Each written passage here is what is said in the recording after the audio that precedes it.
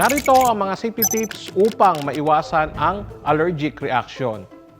Una-una, hanggat maaari ay iwasan natin na tayo ay ma-expose sa mga nagiging cause or dahil ng mga allergies katulad ng mga pollen, mga alikabok, mga balahibo ng hayop at marami pang iba.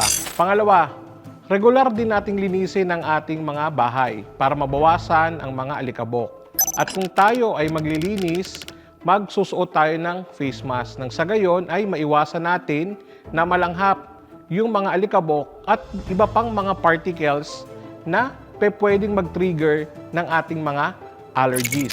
Pangatlo, makakatulong din after natin na lumabas ng bahay at maglinis ng ating mga tahanan ay maliligo tayo at paglalaba tayo ng ating mga pinagsuotan dahil malaki ang chances na may kumapit na alikabok, mga pollens sa ating mga damit at katawan.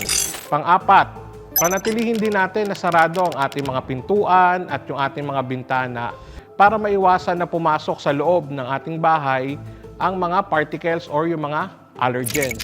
Panglima, so baka may dumikit sa mga kamay natin na mga allergens, so palagi na tayo ay maghuhugas ng kamay bago tayo kumain or bago tayo humawak sa anumang bahagi ng ating katawan.